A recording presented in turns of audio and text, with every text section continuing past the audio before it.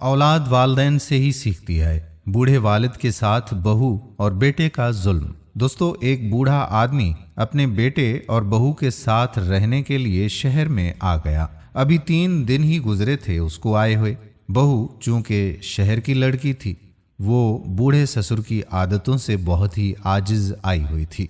वो बूढ़ा ससुर जब उनके साथ खाने को बैठता तो बहू का पारा 7वें आसमान को छू जाता। चूंकि ससुर की उम्र काफी हो चुकी थी और बुढ़ापे और कमजोरी की वजह से उसके वजूद में लर्जिश और कपकपी तारी हो गई थी। जब भी वो खाने के लिए नवाला उठाता तो हाथ की लर्जिश से कुछ जर्रात डाइनिंग टेबल पर गिर जाते और डाइनिंग टेबल पे रखा कपड़ा गंदा हो जाता।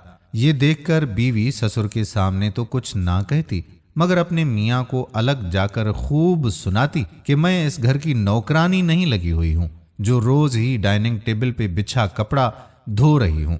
एक दिन वो नाश्ते के लिए डाइनिंग टेबल पर बैठे थे कि ससुर ने चाय का कप हाथ में लिया। कमजोरी की वजह से हाथों में कपकपी हुई और फिर इस वजह से हाथ में मौजूद कप से कुछ चाय छलककर डाइनिंग टेबल पे रखे कपड़े पर गिर गई। बहू ने सरासर ये नजरअंदाज किया, मगर जब बूढ़े हाथ कप का वजन बर्दाश्त ना कर सके तो कप चाय समेत जमीन पर गिरकर किरची हो गया। और यही वक्त था जब बहू की हिम्मत जवाब दे गई थी। वो उस वक्त अपने ससुर पे खूब भड़की थी। बेटा भी कुछ ना बोला और उनका मासूम बच्चा ये सब कुछ देख रहा था और अपने मासूम जहन में ना जाने कौन से ताने बाने बुन रहा था। और बूढ़ा बाप भी मजबूर था कि कोई और सहारा नहीं था।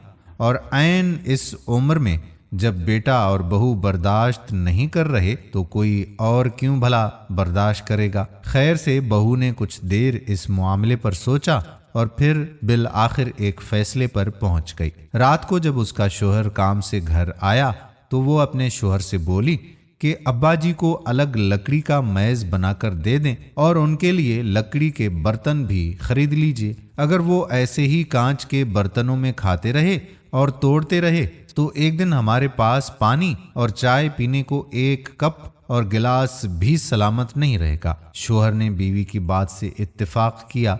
अगले रोज बाजार गया और एक छोटी सी लकड़ी की मेज और चंद लकड़ी के बर्तन खरीद कर ले आया और बीवी ने ससुर का वो मेज घर के एक कोने में रख दिया। जब खाने का वक्त होता तो वो खुद शाहाना मेज पर खाते, जबकि ससुर को उस लकड़ी के मेज पर बिठाकर लकड़ी के बर्तनों में खाने की चीजें दे देते। काफी दिनों तक यही सब चलता रहा।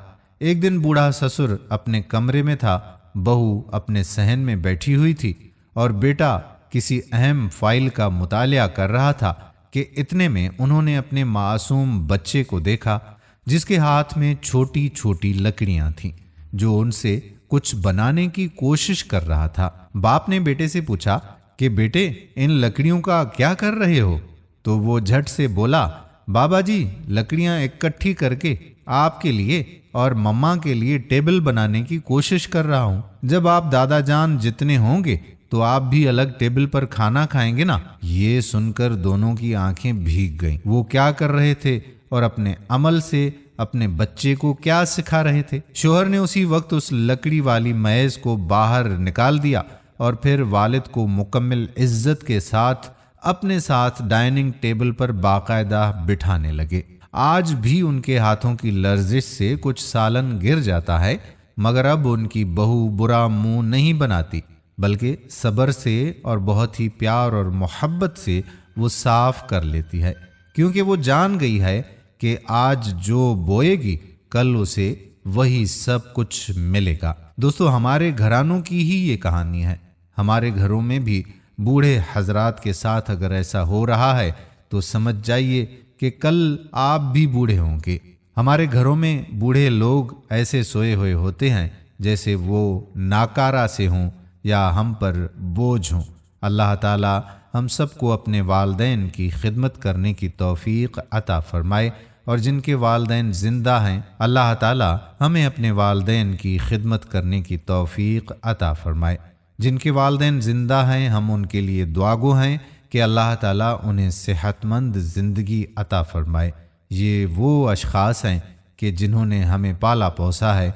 अल्लाह की खातिर इनकी दिलो जान से खिदमत करके जन्नत हासिल करें, क्योंकि इनका मकाम व मर्तबा बहुत ही आला है। जिनके वालिदैन गुजर चुके हैं, हम उनके लिए दुआगो हैं कि अल्लाह ताला उनको जन्नतुल फिरदौस में आला मकाम अता फरमाए, उनके सगीरा व कबीरा गुनाह माफ़ फरमाए, उनकी क़ब्रों को अल्लाह ताला ता हद नज़र वसी फरमाए, मुनव्वर फरमाए, और आपके वालिदैन के सदक़े अल्लाह ताला मेरे वालिदैन की भी मग़फ़िरत फरमाए। आमीन सुम्मा आमीन या रब्बल आलमीन। दोस्तों, अगर वीडियो पसंद आई हो तो अपने दोस्तों अहबाब के साथ शेयर ज़रूर कीजिएगा। क्या पता कि ये वीडियो देखकर किसी के दिल में वालिदैन के लिए फर्मा बरदारी के जज्बात पैदा हो जाएं। याद रखिए कि इसका अजर व सवाब आपको बहुत मिलेगा। आने वाली वीडियो तक आपका अपना मेज़बान कादिर बख्श कल्होड़ो आपसे इजाज़त चाहता है। अपनी दुआओं में याद रखिएगा। अल्लाह हाफिज़।